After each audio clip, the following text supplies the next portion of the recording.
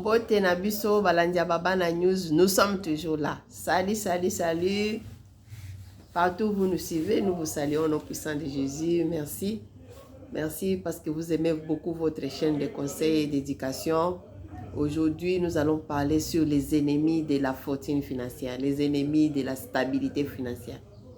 Nous avons 3 ennemis de la stabilité financière.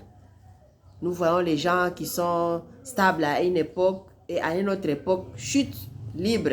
Chute libre. Qu'est-ce qui fait que quelqu'un qui est arrivé au top, qui est arrivé au sommet et il chute libre comme ça? Nous avons 3 ennemis. Nous allons voir ces 3 ennemis de la stabilité financière tout à l'heure.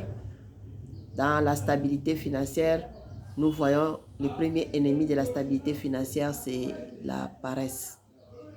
Quand on parle de la paresse, c'est-à-dire, dans la paresse, on voit quelqu'un qui ne sait pas respecter ses horaires, qui ne sait pas respecter ses rendez-vous, qui ne sait pas se réveiller à temps, qui ne peut pas mettre, c'est-à-dire, il est paresseux en soi. Quand on parle de laziness, hein, j'aime ça en anglais quand on dit laziness. Parce qu'en français, ça se dit bien, hein, paresseux. Non, non. Laziness, c'est-à-dire, il ne sait pas l'heure d'aller se coucher, il ne sait pas l'heure de se réveiller le matin, il se réveille très tard. La première chose, c'est contrôler la maison s'il y a des choses à manger. Et la deuxième chose, c'est s'asseoir à la télévision pour regarder les films ou aller sur son téléphone, regarder quoi que ce soit. Mais n'oublie pas, pour que même la télévision, là, Canal Sat soit payé, ça demande de l'argent. Pour avoir les mégas pour surfer sur TikTok, ça demande de l'argent. Pour avoir la nourriture à la cuisine, ça demande de l'argent. Maintenant, là, quand toi, tu te réveilles en retard, tu dors trop longtemps, tu ne sais pas quoi faire. Quand même, tu as même une activité à faire. Hein? Si tu as des business à faire, tu as ton travail personnel, tu as ton activité personnelle, cette activité demande à être ouverte très tôt le matin pour avoir les premiers clients. Toi, tu es encore à la maison. C'est pourquoi tu vois qu'il y a les gens qui chutent librement comme ça. Ça, c'est le grand ennemi. Il faut lutter, vraiment combattre vraiment de toutes tes forces. Hein? Combat, fight. Bundissa, paresse. Parce que la paresse, c'est le premier ennemi de la stabilité financière. Tu vas voir quelqu'un qui a même du travail, qui est même honorable, il est même élevé en dignité. Mais il est paresseux. Hein? Il ne sait pas répondre à ses rendez-vous à temps. Quand on l'attend, il te donne rendez-vous. Tu me vois aujourd'hui à 12 h. Il va croiser des gens à 14 h. À 12 h, lui-même, il est encore à la maison, il est quelque part, il ne sait pas respecter. Et là, tu peux perdre même des gens qui peuvent te soutenir dans ton business. Si tu es travailleur, respecte ton heure de travail. On te dit que le travail commence à 8 h.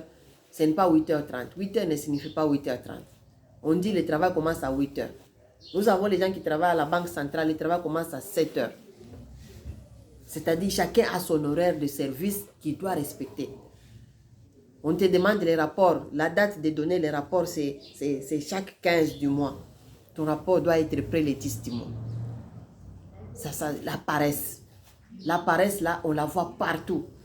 Et si la paresse t'attrape, tu vas mourir pauvre. J'aime Eva Mbikaï qui a chanté Goy Goy Lala Pongi. Bobole et ko surprendre on a katiambe tout na Pongi. Donc c'est ça la paresse, il faut combattre la paresse. Il ne faut pas être paresseux.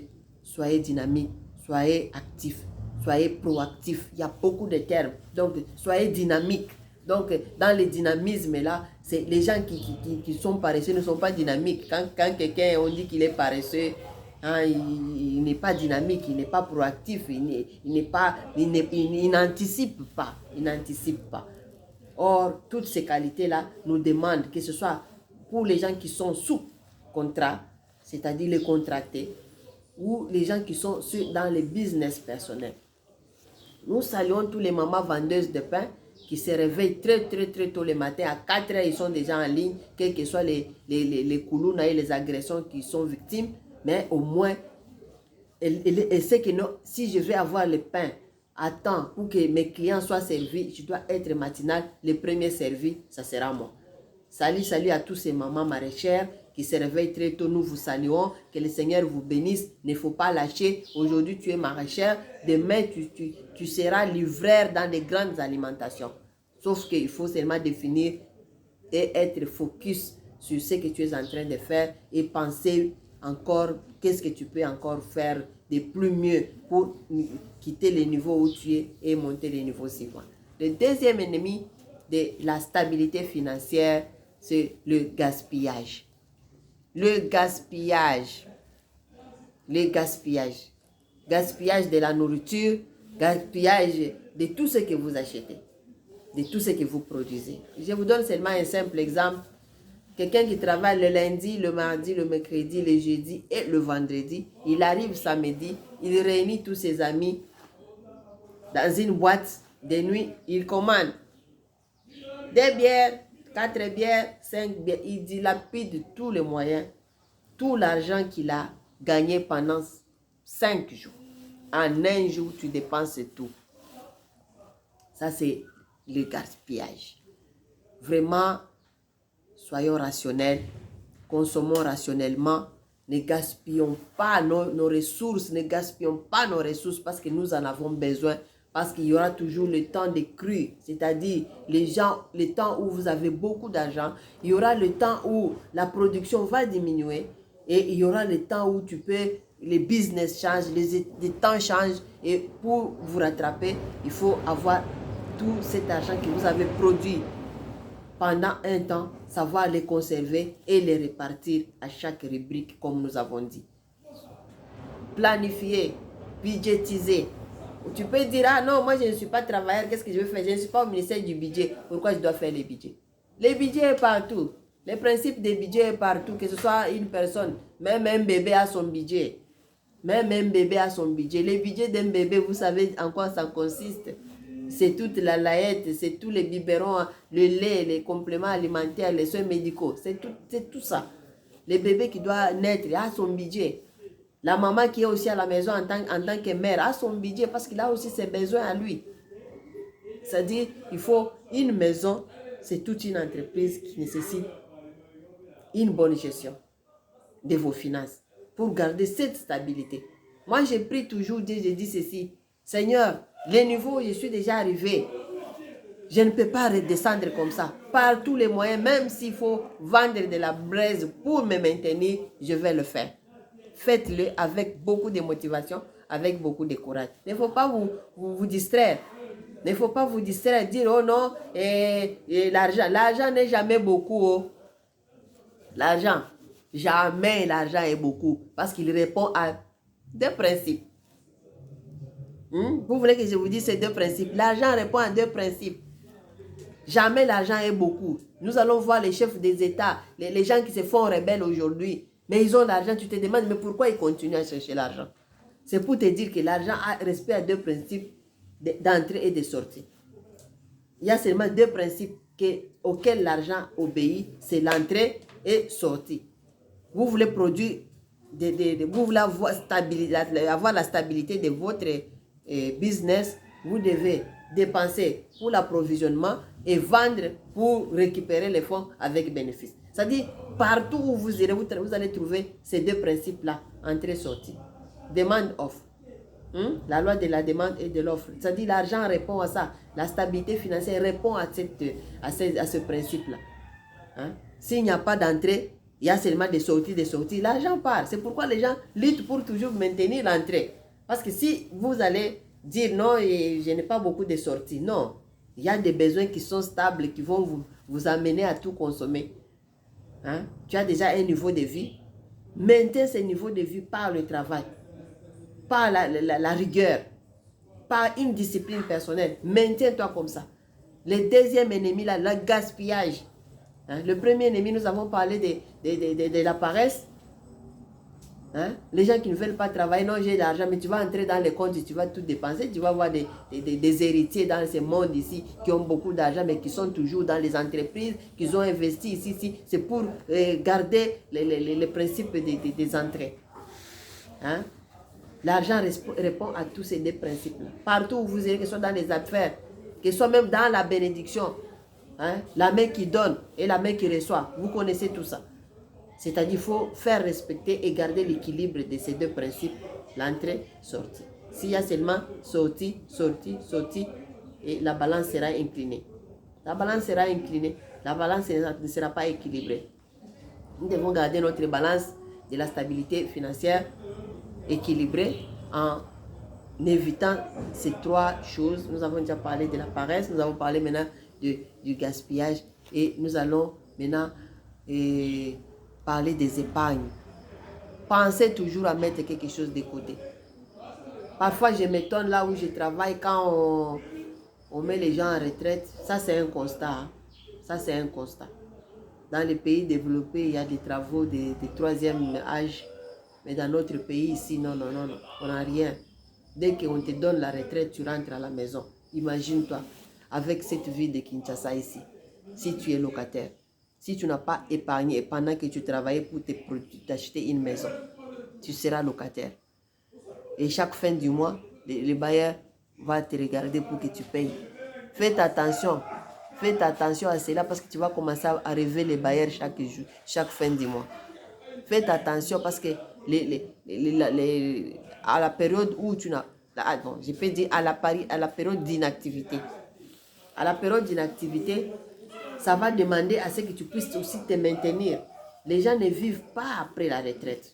Beaucoup déjà, si tu vois les gens qui se maintiennent après la retraite, c'est-à-dire cette personne a investi dans ses enfants sont des gens qui travaillent et ils n'ont pas oublié leurs parents. Ils n'ont pas oublié leurs parents. Ils continuent toujours à appuyer leurs parents pour qu'ils puissent survivre.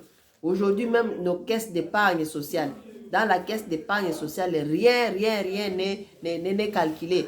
On te dit par trimestre, on va te rembourser comment? Je ne sais pas, hein, les gens qui retirent l'argent de la sécurité sociale, c'est combien?